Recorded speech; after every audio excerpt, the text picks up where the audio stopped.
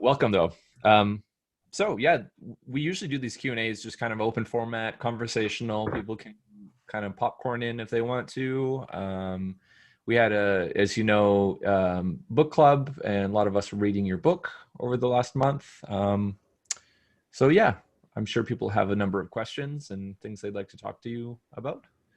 So we can just jump into it if you guys feel like it. Anyone who Maybe has questions or thoughts or yeah. no, we can also have Tyson facilitating the questions from the chat to make it a little more organized. It's not a huge group though. We probably could get away with popcorning for now without that process. And then if it gets overcomplicated, we'll just move to text. Yeah. And then Sounds good. Call on people. Good call. Mm-hmm. All right. David, would you like to start? Because we had a really interesting conversation this morning just before this call, and thought that it would be relevant as a theme. Yeah, I'll just, I spoke it a moment ago. I'll try to say again what I noticed. And there's a lot that's been occurring to me, but, and I've only started reading the Designing Regenerative Cultures, but I was struck most by just reading the table of contents, something that seems to be resonating really deeply with me. And what we named was that, and if I see Western culture as a death cult, it's a very interesting kind of a notion. And I've been having videos recommended that show in this direction. I notice cults are kind of an interesting thing. It seems like a prototype of a new direction that evolution takes. And if it works, it finds a way to weave its way back into the mainstream. And if it doesn't, it finds a way to kill itself off. And human beings in this Western civilizational bent have found ways of keep hacking deeper and deeper to keep the cult going, progressively stronger, but we still haven't found a way to turn back around and reweave, to go from an extractive thread back to a regenerative, or merging back into the main flow of evolution. And reading You Are the Eyes of the world, of culture, of the larger piece, like the grief in me is the guiding principle that shows where things are misaligned. And if I try to solve that with additional technical solutions, I'm just continuing the path away from the extractive. And finding how to remerge into the mainstream is a different thing. And reading the way that you've written that, it's like, while I'm aware of Maturana and Varela, hearing that was like new. It was like, wait a minute, I'm not heard it this way before. Something about this reweaving into the main culture means letting go of this thing rather than gripping onto and trying to solve it. Actually allowing myself to exit this solution to kind of feel the whole remerging back into it. But it is at the center of my grief that feels like that's my compass, my inner compass, that lets me know there's something to steer towards. Amazing. Really amazing, because I was just thinking earlier, interesting. Wow, I don't know if it's full moon or it's almost full moon, but it looks pretty damn like full moon to me at the moment when I look out of the window. And then I also realized that it's the beginning of the Dia de los Muertos, or Festival of the Dead. And I thought, whoa, what energies are moving that will come as part of the conversation? And now you open with what you open with. So it seems like we're tuning in. And yeah, for me, the way I sometimes think about it is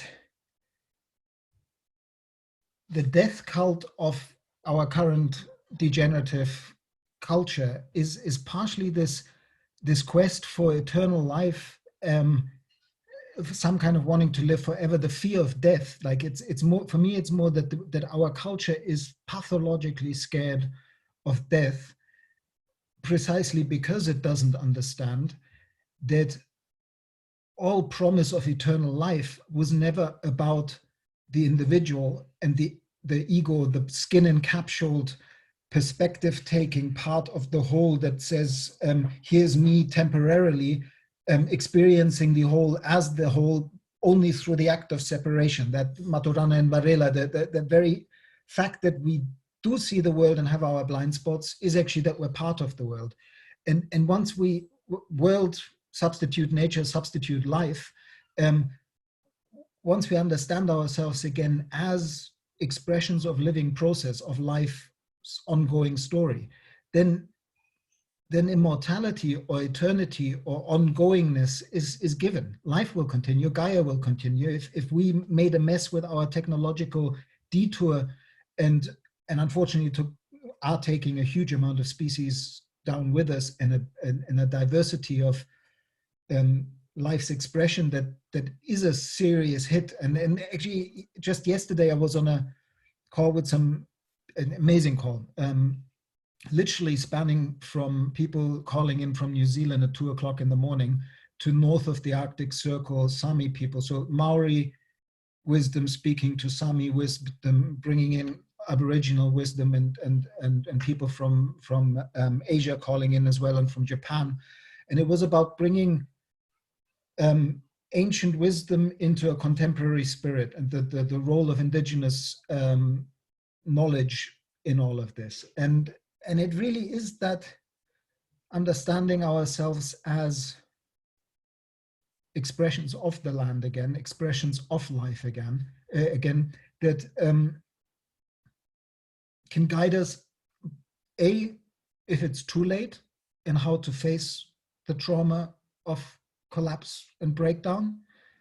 But more than that, also in letting go of this fearfulness of death, I think we can find a new quality of living with each other and with place and with the beauty that still is around us, that might just precisely be the path that we can then co-create the regenerative cultures that will, because we start seeing the world differently, bring forth a future that right now seems almost logically impossible because we've looked at the science and the science looks bleak.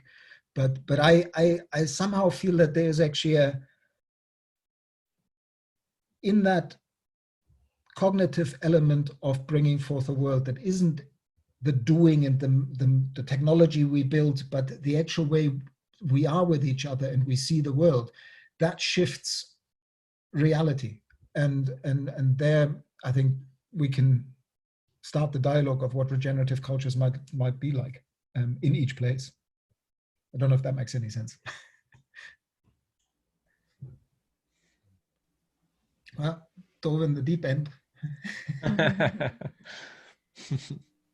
For my part, I work, you work a lot on scaling, on global questions. And on my part, I'm more humble in a way. I'm more, working on my household and my community and even my region. I'm from Quebec, so we have a lot of work to do here. And then I do think globally. And I know you work a lot with United Nations and global sustainable goals. And I feel in my community and people I interact with, a lack of trust around global elites. There is all those memes around the Great Reset, 2030, the future of food, and people really don't trust. And I'm conflicted because I know we have global issues that need global governance around the commons, like the sea, the atmosphere. I understand those, but I also understand like why they don't trust those people. Like who are they? They are the boards of which companies? Like a guy like Maurice Strong in Canada. Like who are those people and what are their goals for the future of humanity? So how can I, reflect as a world-centric activist and say, we have global problems, and how can I say, like, the institution, we don't trust them? So I'm conflicted, and I would like to see your view around this. Thank you so much for that question, because I'm conflicted too. Let me start there too. And let's pick you up on the SDGs. Like,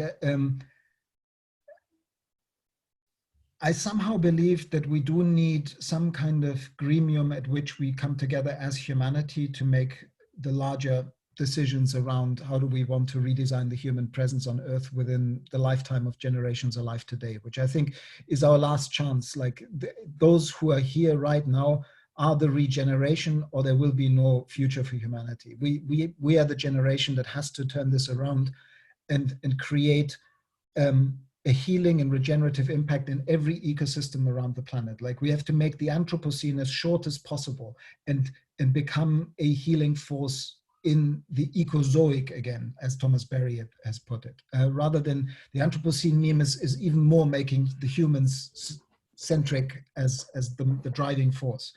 And at the same time, like through my work with Gaia Education, which is an NGO that came out of the Global Eco-Village Network, much more like the old hippies that dropped out of the mainstream and did what Buckminster Fuller was telling them to do, build another model that makes the old obsolete. And it's those impulses, very much activist impulses, that informed Gaia Education's curriculum around the 4 dimensions of social, ecological, economic, and worldview. That was really doing Aikido with the system, or acupuncture in the system, of bringing that 4th dimension of sustainability in, which was actually bringing in the conversation about we need to question our worldviews. We need to, like the way we solve problems at the UN level in social, economic, or ecological issues, if we have the wrong worldview that still believes we're the masters of nature and it's all about competition and who wins first and all those stories, then we will create solutions that won't serve. And precisely because that bunch of woolly hippie activists really evolved to becoming an NGO that was a partnership NGO with the United Nations that fed into the social forum, but at the same time actively had a presence at the alternative summit at both Rio 92 and Rio Plus 20 in Brazil in 2012. I think they helped to introduce that 4th dimension even into the UN discourse. And I'm just as concerned that a lot of the SDG discourse and a lot of the UN process has been co-opted by the neoliberal lobbies, that it's a shambles, the way that they're creating conditions for large companies to be even more negatively impactful. And I know from direct experience that there are many really good human beings that have a deep spiritual practice and a deep connection to wanting to be of service to humanity and the earth, working with the United Nations. And for me, the SDGs, like I created a set of cards that enables communities to basically have conversations around the SDGs. And the cards have questions because I'm as you know from the book, I really invite people into questioning rather than telling them what to do. And all these questions do exactly what you were kind of getting to. They actually, when I was designing these cards, while officially they were an NGO working with UNESCO trying to support the UN in getting the conversation to communities around the SDGs, what they actually are, if you look at the cards, they're a heavy critique on SDG number 8, and that we cannot have that SDG number 8 derails the goals because continued economic growth is the problem and not the solution, particularly measured as GDP.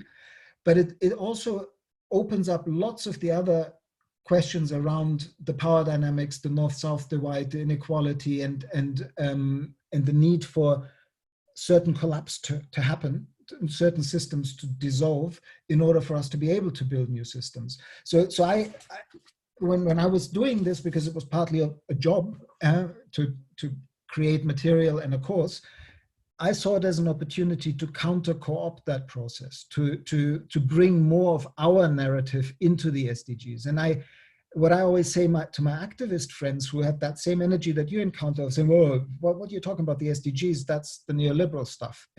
Is precisely because they're like a thin end of the wedge of a conversation that you can bring people from all the sectors together. You can bring your local government, your local business people, and your local civil society together and say, let's have a conversation around these goals. You can then take it further. You can say this is not enough, and how in all the questions in the cards actually reframe these goals and say, well, they're only meaningful global goals if they have significance to you here in this place. So what do they mean to you? How would you implement them? What do you see in your community that's already working?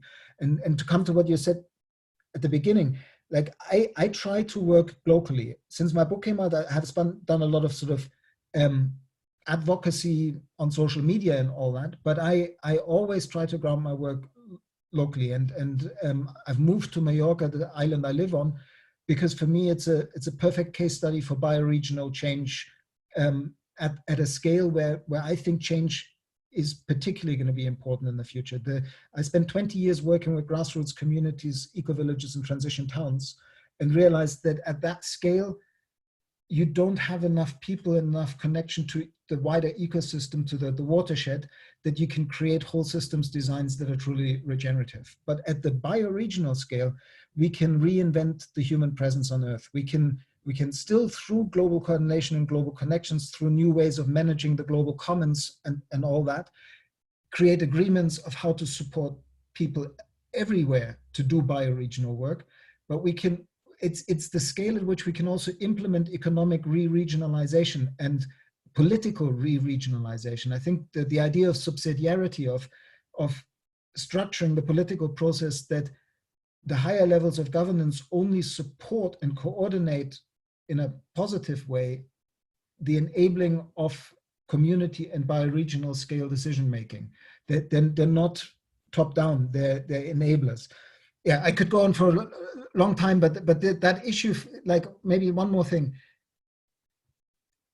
I personally suffer, like physically, when I see good friends disagreeing while they're actually all aligned with the overall goal. There are now a huge amount of people that want to be of service to the planet, that want to create a better world for their great-grandchildren, that want to undo the damage of the past, that want to stop feeling the grief that they see with the horror that we've created as a species, or only a few of us have created for most of our species and others.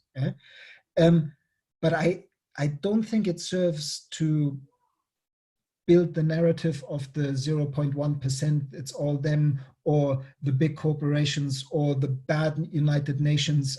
And doesn't mean that we shouldn't be vigilant to certain co-opting and corrupting elements. But for me, it's important to walk, because we all don't know, walk shoulder to shoulder towards the future together, because you can, if you have a guy next to you who's completely crazy on the new Green Deal and technical fixed solutions for a better future, you're going to convince him much more that there's a deeper dimension if you walk shoulder to shoulder with him, and on the way saying, by the way, have you actually thought, what does life really mean to you, and how do you connect to life? And have you ever felt real love for a tree or a place? And suddenly there's a deeper conversation with that person, and they want to go there. If we bedevil them and say, you're just one of those fuckhead Green Deal idiots that doesn't know what they're talking about, then end of story. And I think that, to the danger that I might sometimes sound a bit naive and maybe talk to people I shouldn't be talking to, I always have an open ear to people. I would talk to a CEO from Monsanto if they wanted to talk to me, as much as I have a very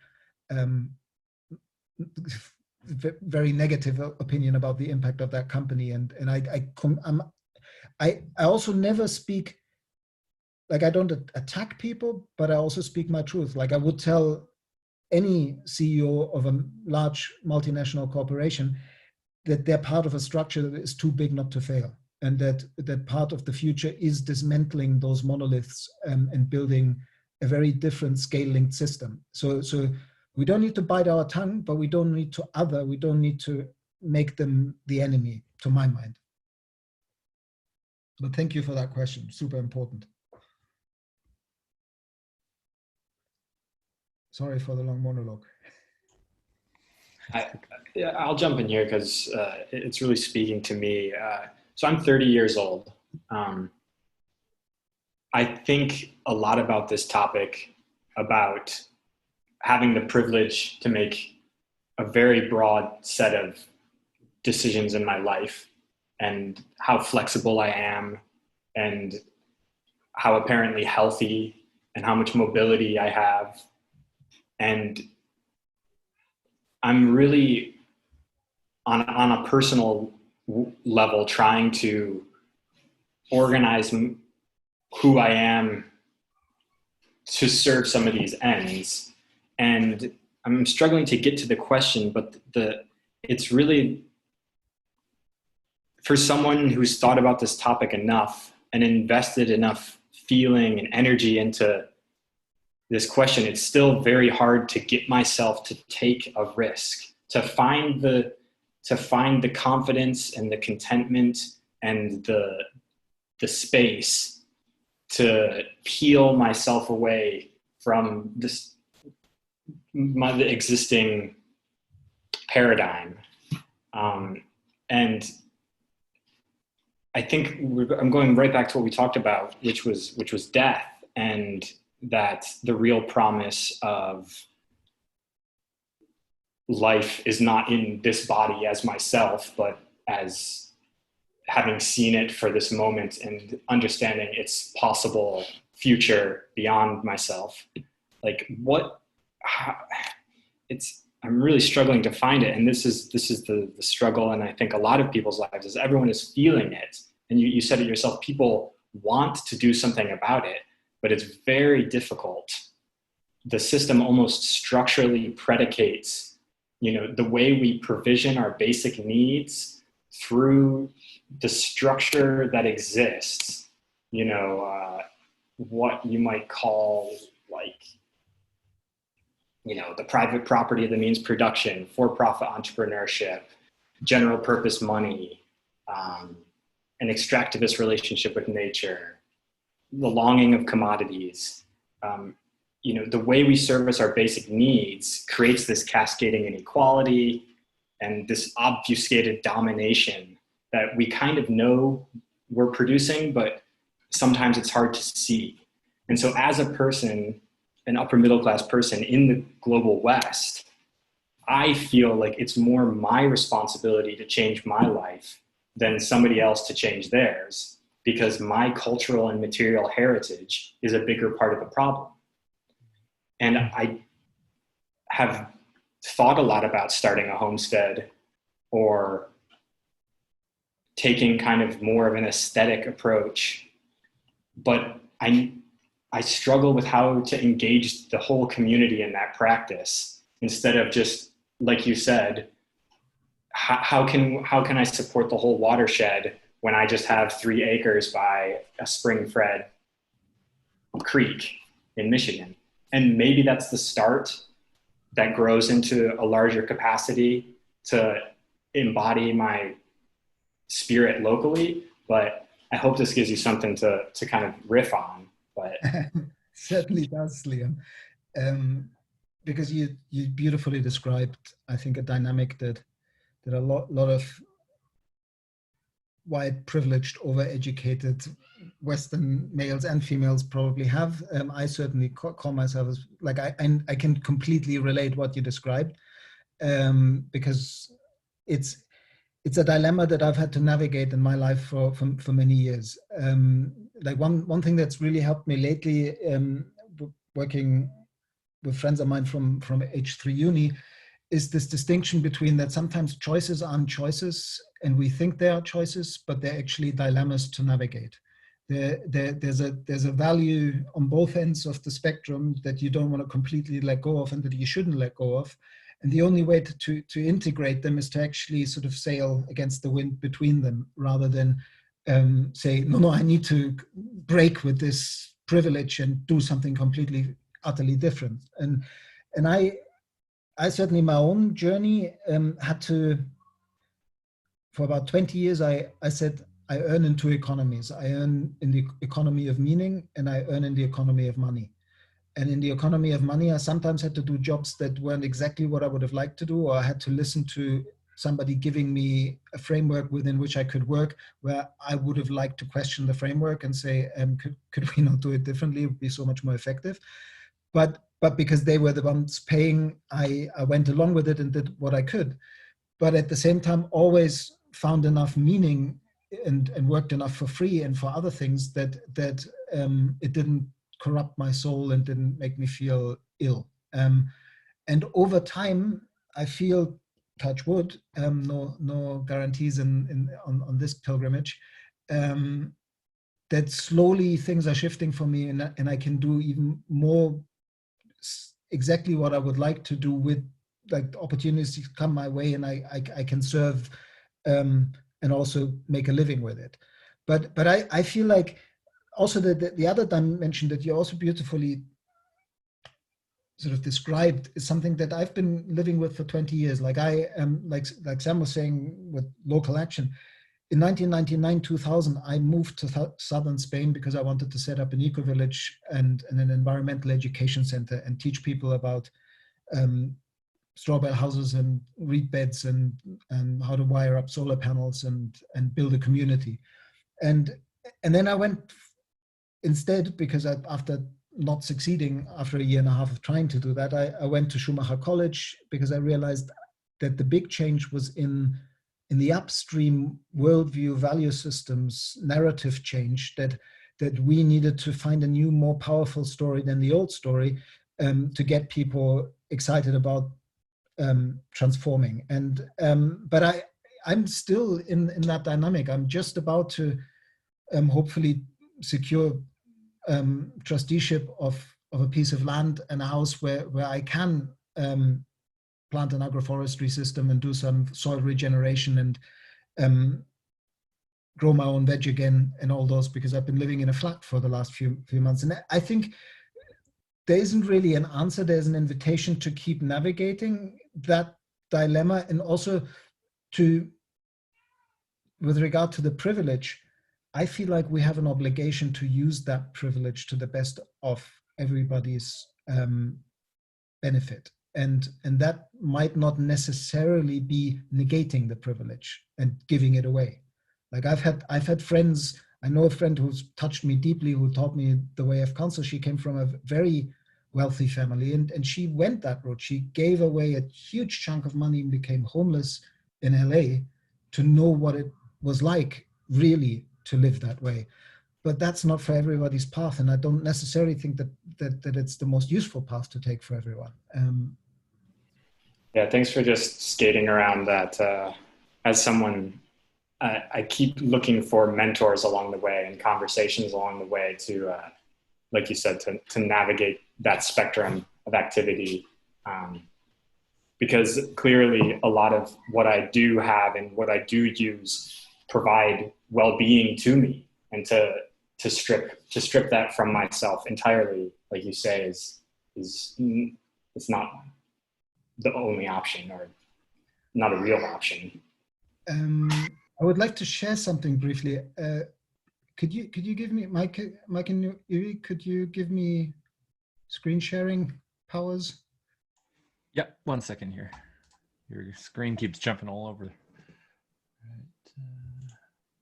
Because this is something that speaks to, I think, when Mike and Yuri had and I had the conversation last week, we also got to this point.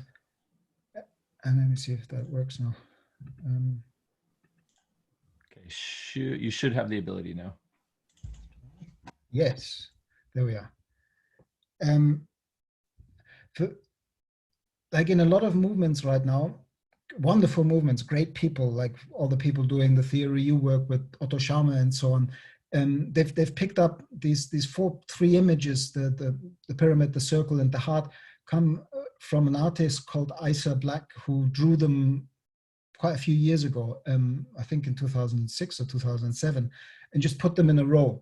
And somehow more and more people have just been picking these images and mainly picking the bottom two and using them to frame the big shift that we're in, the great transition from ego to eco.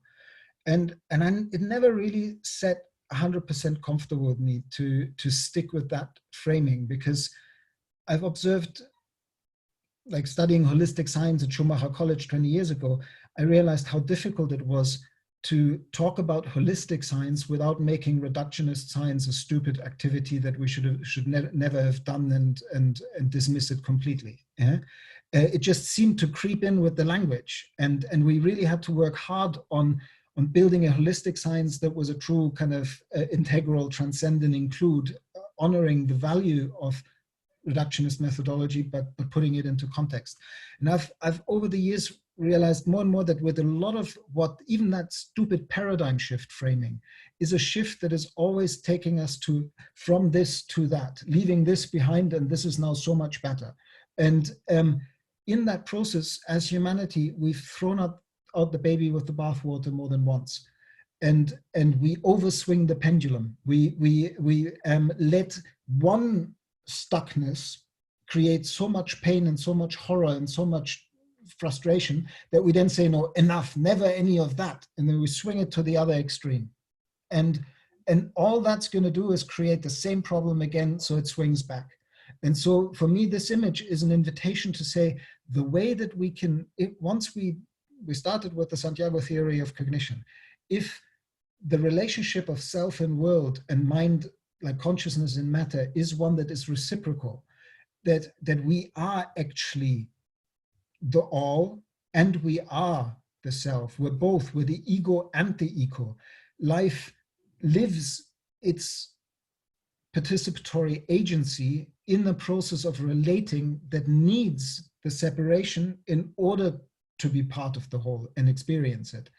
And so if we bring ego and eco both into service of life, then we can serve the whole, and I mean the whole community of life on earth, not just all of humanity, but we can also serve ourselves. And that's what, Liam, to my mind, what you were speaking to is like, we will be shit world changers and earth regenerators and change agents if we burn out in 6 months' time because we've not taken care of our own energy needs and our own family's needs and everything.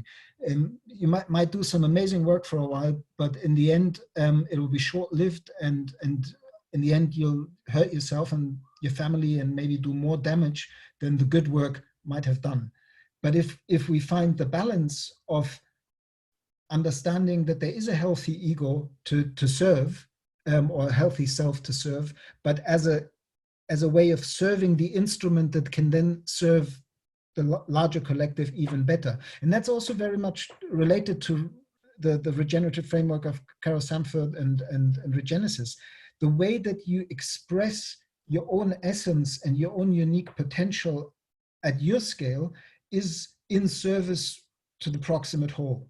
That the next larger container that you embedded in that nested wholeness is where you have to basically put your energy in order to even be able to express yourself more fully. I don't know if does that resonate with anybody, because the ego to ego is so prevalent at the moment.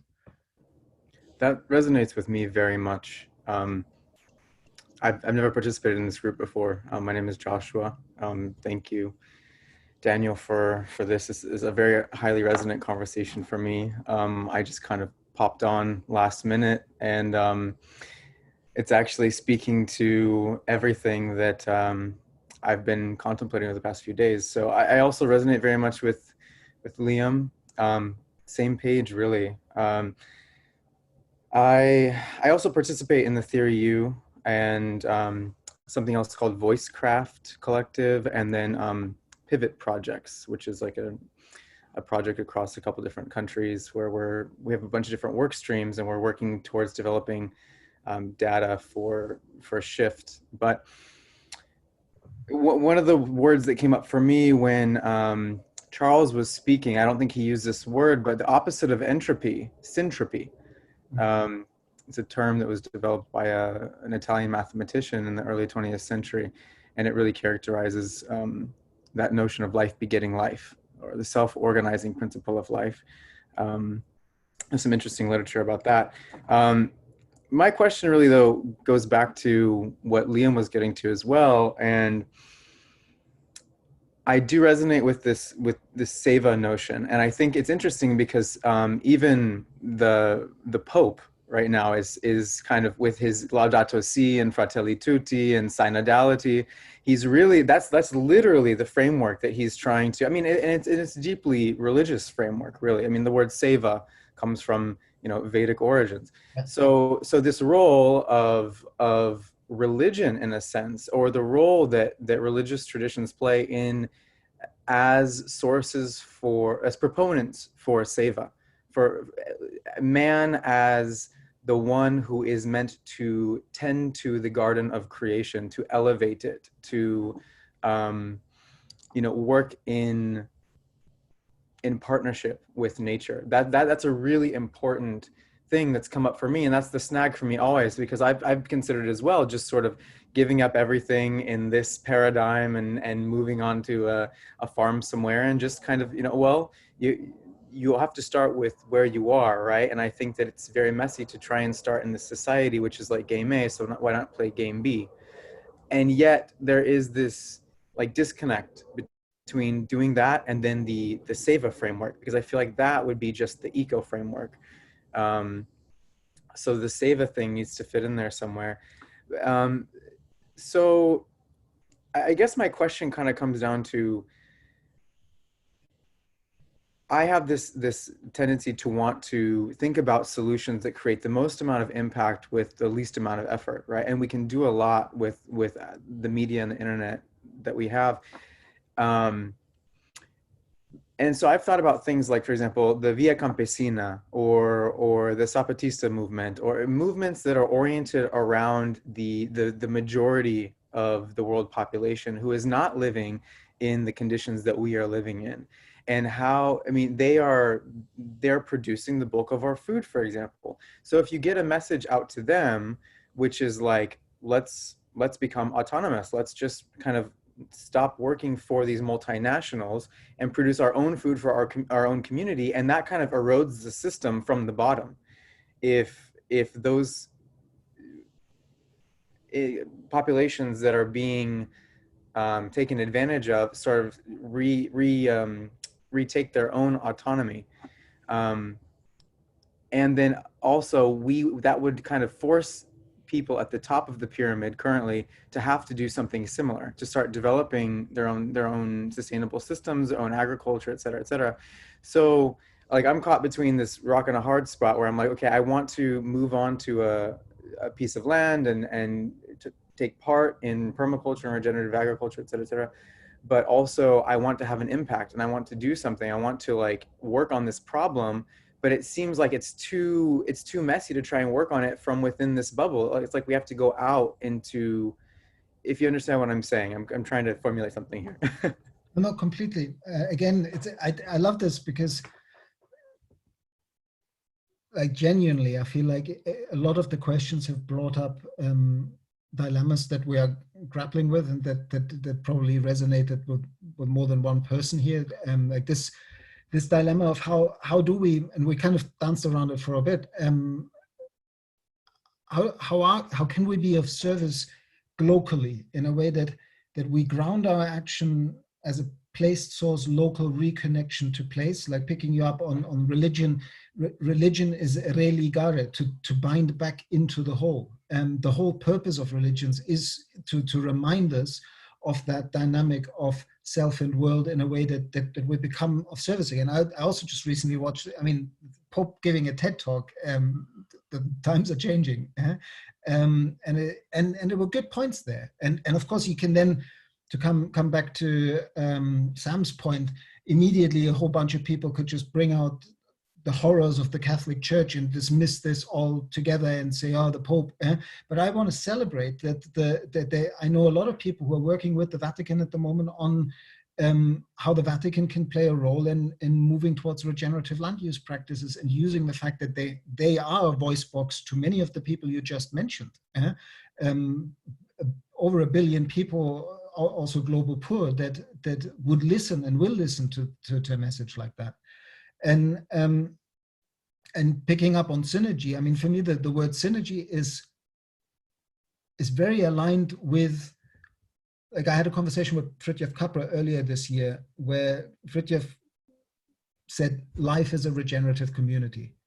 The very process that life maintains life and creates conditions conducive to life at and across scales is life's temporary using of energy to build more complexity, to basically be a syntrophic and negentrophic engine, to work against the tide of entropy within these time windows of biological evolutions, which for us which for us is an eternity, but in the long time spans of cosmic physics are just very short blips of time. But that doesn't mean so the very fact that life works as a syntropic engine doesn't necessarily contradict the second law of thermodynamics. It just means that for a while in that localized area of the universe, life has done one of its amazing things, that it created complexity and Beethoven's Ode to Joy and Picasso's Guernica as expressions of life reflecting itself. And I think that this dynamic that we're seeing right now among a lot of people who are called to be part of the regeneration of, do I spend my time hanging out in Zoom calls to create the global network, to create the Earth regenerators who are going to use some sort of technology in each place to build the web and the web of webs? Great, also necessary. We need to relink and create peer learning platforms where we can explore this journey together. But we need to be super sensitive of how much time we spend on those fora where we're virtually connected, and how much time we actually practice that in embodied physical connection to people and place in the locality we're at. And I'm holding up my own hand that I feel like I've run out of balance with that in the last 3 or 4 years. And it took me a while to realize, and it's taken me yet another while to stir against it. But I'm in the middle of a pivot towards shifting my energy much more to the local and the bioregional again. But of course, in a new possibility there, that before I started all this social media outreach 4 years ago, I didn't have a funnel to communicate any experience that I might have working bioregionally too.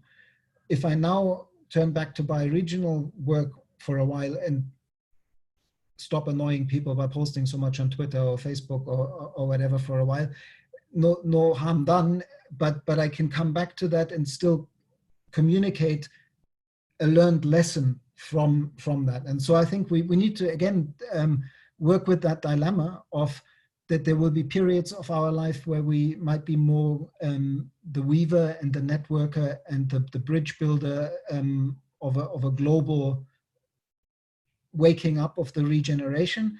And then there might be times where it's really time to just do your garden and be local. And I think, like, I'm seeing this now being a father and having a 3-year-old, our children have a way of bringing us into the present that is the presence, and kind of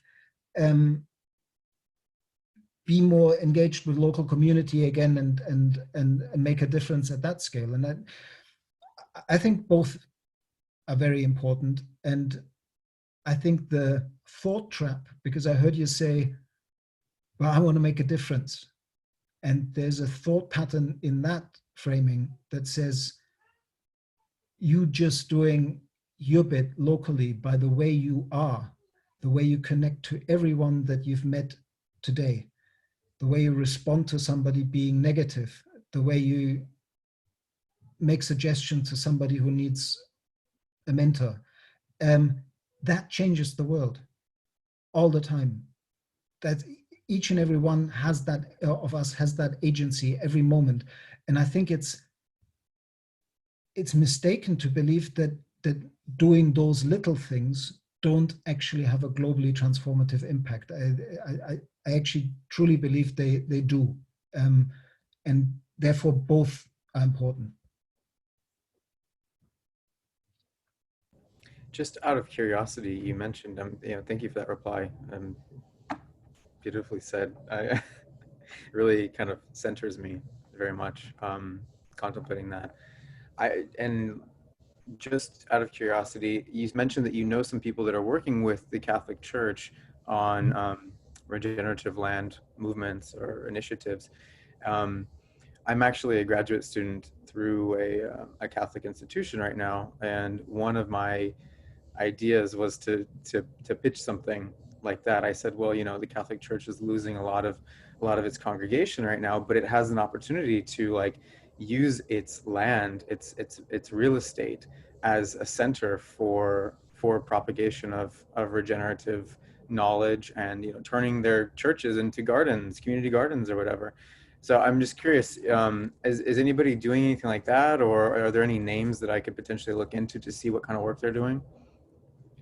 I'm just going to name him. I was thinking of maybe just doing this via PM, but actually I have a friend who's a wonderful man called Federico Bellone, who used to run the philanthropic giving or the grantee relationships for Porticus Foundation. Porticus Foundation is the CNA family's large foundation that has a very close relationship with the Vatican, and has for hundreds of years this textile family has given to philanthropic causes through the Vatican. And Federico happens to have left that organization and is working exactly in that regenerative space and land use space with which are called the Climate Champions. That's the group that is currently trying to reframe the COP26 to be something fundamentally different from the 25 failed COPs that we've had so far on climate change. And so if you look him up, there was just recently, like last month, there was if you Google Vatican and regeneration and look for stuff that happened in the last month, I can see if I can find it.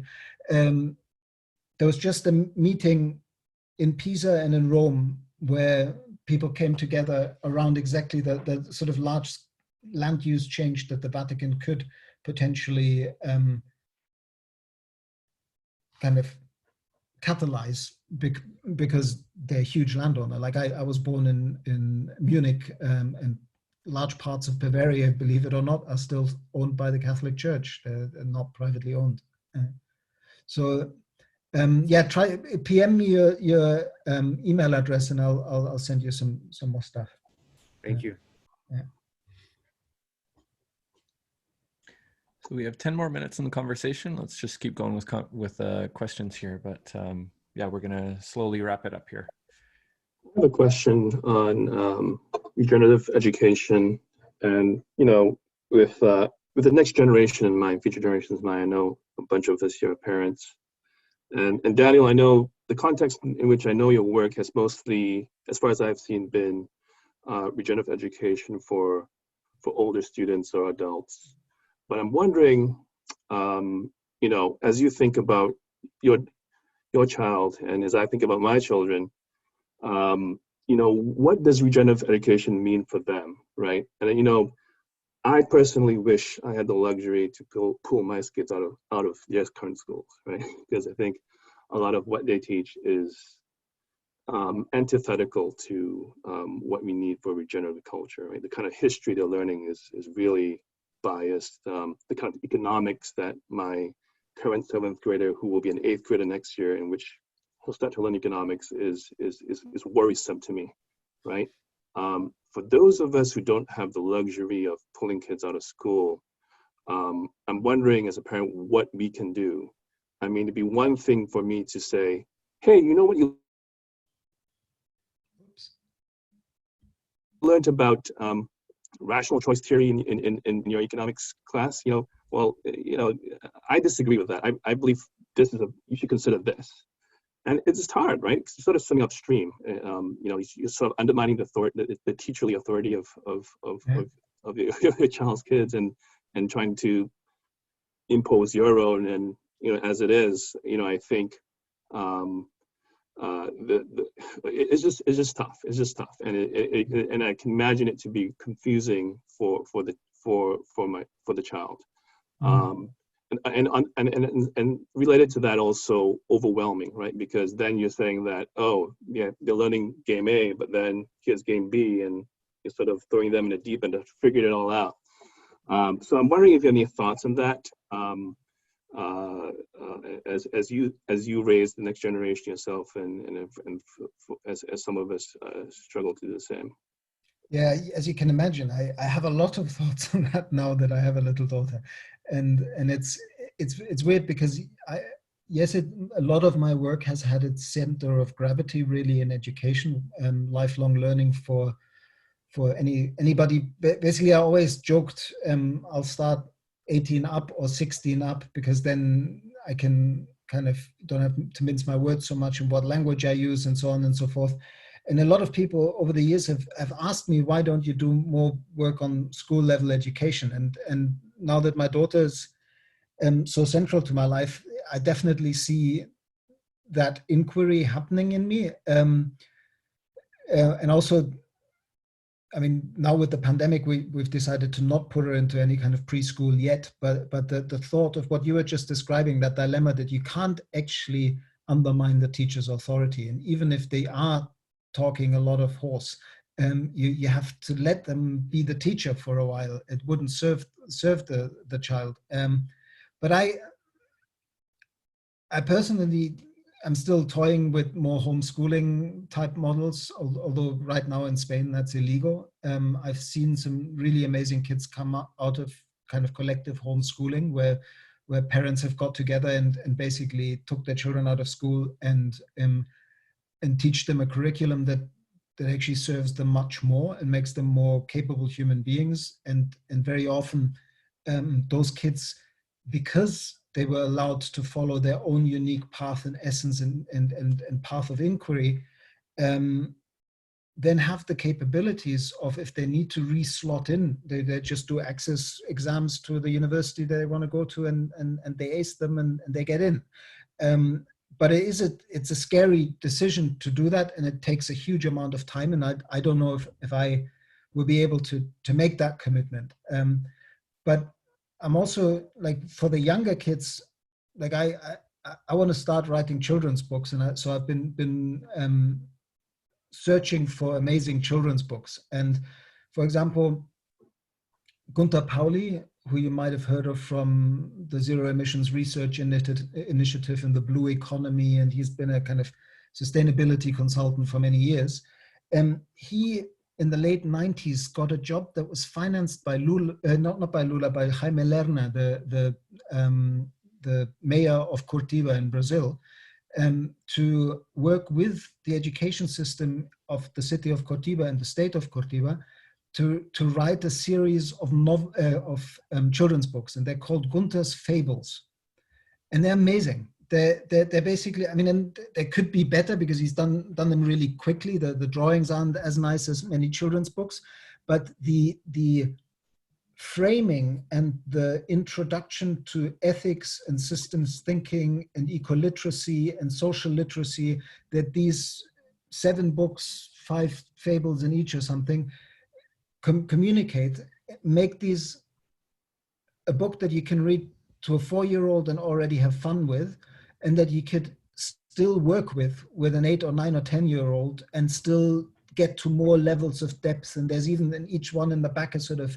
suggestions of how to revisit the book at different age levels. So that really powerful work. And there's another woman whose work is amazing if you've never come across it, both as an educator or as a facilitator or anybody working with groups. Her name is Linda Booth Sweeney. She worked very closely with Dennis Meadows and Donella Meadows for a long time. And her and Dennis Meadows wrote the Systems Thinking Playbook, which is a wonderful resource to do fun things with people in groups facilitating. And she's also started to write really beautiful children's books. And then Maura Gamble, if you Google Maura Gamble and Perma Youth, she has created a wonderful impulse, because that question is so in the room that you're asking. So she's working with the children of kind of permaculture people around the world that have started to work very early with permaculture and now creates these online fora where African girls are meeting Australian boys but both of them have just done a compost toilet building project, and then they share pictures and learn from each other. And she's curating a whole global community where the young people exchange between each other. And she's also managed, because both Morak and I are good friends with Fritjof Capra, and Fritjof has offered 12 stipends for young children, like school-age children, to take the Capra course. And then Morak has offered to be their mentor through the Capra course. So maybe look that up for your children. They're just coming into the right age for that. And also Capra's work with the American school system through the Center for Ecoliteracy is really worth looking at. Center for Ecoliteracy in Berkeley has shared lots of good stuff. And of course, lots of good stuff with Montessori and Steiner education, as long as they don't get too dogmatic about the good doctor said, they have a wonderful approach to education. Well, I could go on, but I will go on. I will keep investigating, and I'm sure that in the next 5 to 10 years, I will write a lot more about education at that scale, like at that age. Thank you for asking the question. Okay. Thanks, Daniel. Thank you, guys. Yeah, we have to wrap up here soon. Just one quick comment. I would point you to the work of Joe Brewer.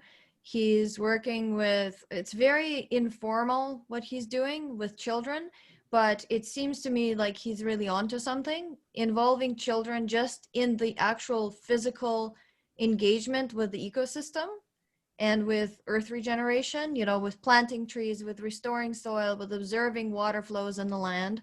It's very, very hands-on and very in the moment and very unstructured. I think there's a huge lack of that in the education system, where children are just sitting at a desk and, memorizing stuff and regurgitating it. And there needs to be that participatory component. And I know some indigenous thinkers have talked about similar things as well, like Tyson Young-Comporta and others. Yeah. All right, guys, I think that's all the time we have. Thank you, Daniel, for coming. Thank you, everybody, for participating. And if you guys want to continue this conversation, you can join us in our community. You can, if you're not in there yet, you can join by going to futurethinkers.org/friend, and you get 2 months access for free. And you're also welcome to join us in our weekly calls on Tuesdays at 6 p.m. Pacific. You can RSVP for those at futurethinkers.org/weekly. Weekly social. Weekly social, that's right. Yeah, and continue the conversation. Next month, we'll be talking a lot about Game B and civilization redesign and sort of what comes next after this capitalist system that we're living in. We also have a summit at the end of the month. Yesterday, I think we had, or the last one we had 60 or so people, and I think it's growing quite a lot every month.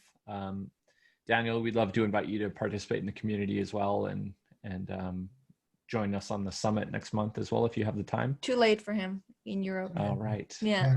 That's too bad. Doesn't connect so well. Yeah. But yeah, thanks so much for inviting me, and thanks for this conversation. I really enjoyed the questions, and yeah, we're all in it together. We should do this again. Yeah, wonderful. Yeah. Okay. Awesome. Thank you, guys. Thank you. Bye. Wherever you are. Bye.